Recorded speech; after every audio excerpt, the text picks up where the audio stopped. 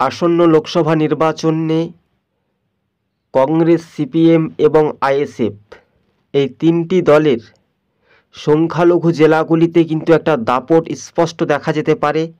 সেক্ষেত্রে সবুজবঙ্গ নিউজ যেটা আপনাদের সঙ্গে ভাগ্য নির্ধারণ করছে, মানুষ যদি ভোট দিতে পারে তাহলে একটু পরিবর্তন তো হবেই। আর পরিবর্তনের সঙ্গে সঙ্গে দুটি কথা মনে রাখবেন সন্দেশখালির ঘটনা নিয়ে এবং সংখ্যালঘু জেলাগুলিতে যেভাবে মানুষকে ভোটার থেকে প্রতারণা করানো হয়েছে, অর্থাৎ ধোঁকা দেওয়া হয়েছে, এই কাজ করে দেব এবং মদে মাতাল তালে ঠিক, এরই নাম তৃণমূল। দেখবেন মদ মাংস দিয়ে ভোট তারা গ্রহণ করিয়ে ছাপ্পার ওপর নির্ভর করে, কিন্তু কেন্দ্রীয় বাহিনীরা কি করে, নাক ডেকে ঘুমায়। অর্থাৎ প্রতিটি বুথ কেন্দ্রে আমরা দেখেছিলাম, আমার নিজ এলাকাতেই আমি দেখেছিলাম। কিন্তু হ্যাঁ, যা হোক না কেন, কড়া নিরাপত্তা দিয়ে ভোটের দাবি এবং প্রচার ইস্যু তুলছেন অধীর চৌধুরী, মীনাক্ষী মুখার্জি এবং ডায়মন্ড হারবারে প্রার্থী হতে চলেছেন আইএসএফ বিধায়ক নওশাদ সিদ্দিকী। তাহলে এই জোট শেষ পর্যন্ত যদি জোট টিকে থাকে বা শেষ পর্যন্ত যদি জোট যদি ভেঙে একবারও যদি যায়, তাহলে কিন্তু তৃণমূলের লাভ হবে। আরও একবার বলছি, কেননা তাহলে প্রচারটা বোঝাতে সুযোগ সুবিধা করে দিতে পারে।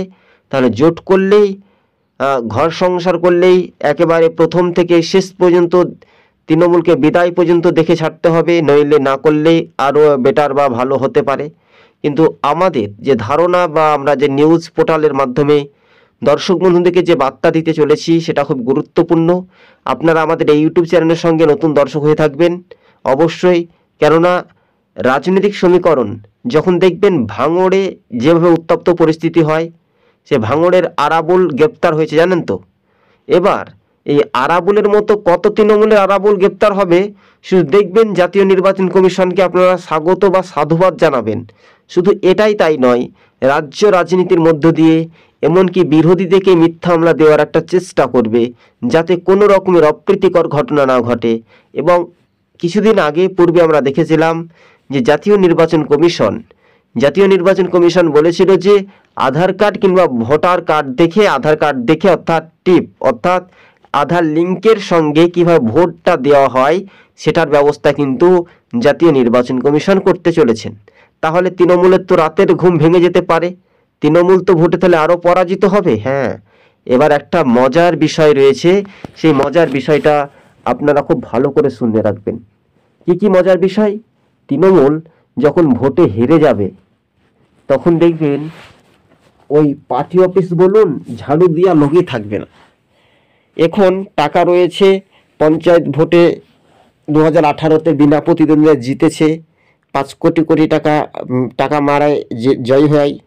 কিন্তু সেই শুভেন্দু অধিকারীকে আমরা একটা কথা বলবো, আপনি বিরোধী দল হিসেবে বিজেপির মর্যাদা পেয়ে তিনি গদিতে বসে রয়েছেন। ঠিক একটি ধাপ তিনি বলেছিলেন যে পঞ্চায়েত বিনা প্রতিদ্বন্দ্বিতা জয় হবে, বিরোধী শূন্য করতে পারবে, 5 কোটি 25 কোটি টাকা বোধহয় দেওয়া হবে। হ্যাঁ, এখন তিনি যখন তৃণমূলকে গুড বাই জানিয়ে তিনি বিজেপিতে যোগ দিয়েছেন, অর্থাৎ পিঠের কুলো ভাঙলো রে জামাই, আদরে এসো তবু করি না ফল, মিথ্যা কেসে বাঁচাতে গিয়ে টাকার গদি করেছি অনেক, তাই কেন্দ্রীয় সংস্থার ইডি সিবিআই হাত থেকে বাঁচতে ঝাঁপ দিলাম বিজেপিতে।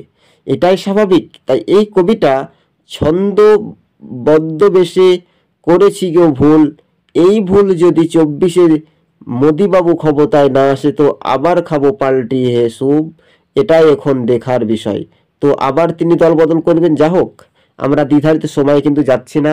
বাম, কংগ্রেস, আইএসএফ, কংগ্রেস নেতা রাহুল গান্ধী তিনিও বলেছেন যে জাতীয় নির্বাচন কমিশনের কাছে তিনি যাবেন, পরিষ্কারভাবে বলবেন যে এই রাজ্যে যারা মৃত্যুর সংখ্যা মৃত্যু হয়েছে তাদেরও ভোট তৃণমূল মারে।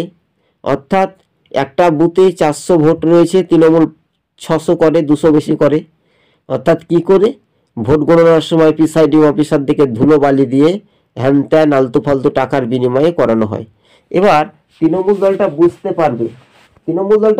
পারবে, এটাই শুধু তাই নয়, তৃণমূল হেরে এবার ভূত হারা হবে। দেখবেন আপনারা সবুজবঙ্গ নিউজের কথাটি মিলিয়ে নিতে পারেন বা ভাগ্য নির্ধারণ করবেন, তাহলে আপনি বুঝতে পারবেন যে রাজনৈতিক সমীকরণের মানচিত্র রূপরেখা হিসেবে একটা ধারাবাহিকভাবে বা সামাজিক দায়বদ্ধতাভাবে একটা দেখার একটা আকর্ষণীয় মনোভাব রয়েছে, বা সেটা কিন্তু একটা আকর্ষণীয়।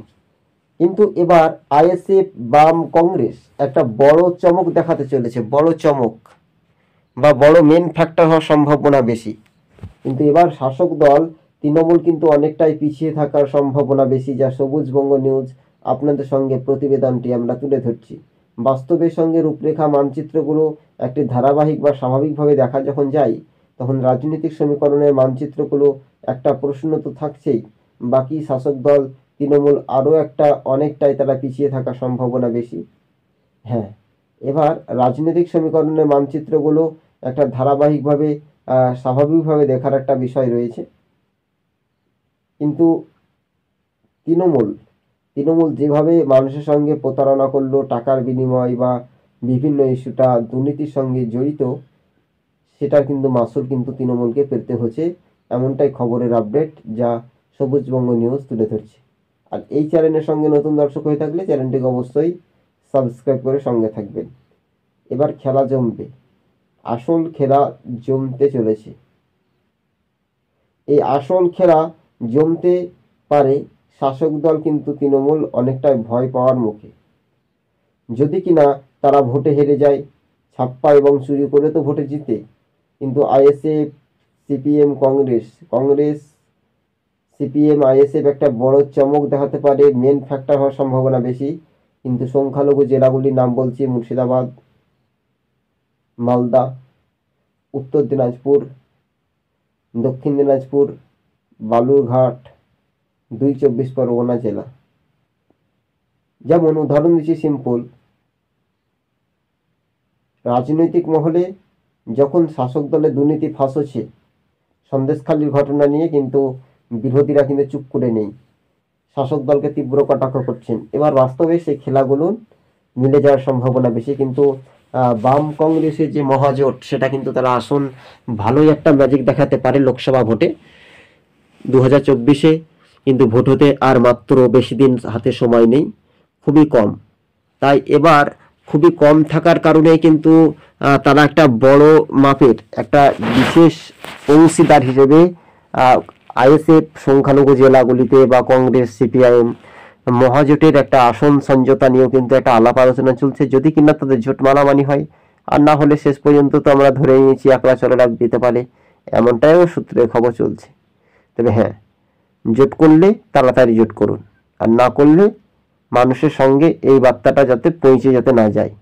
জোট করলে মানুষের সঙ্গে বার্তা পৌঁছে যাবে।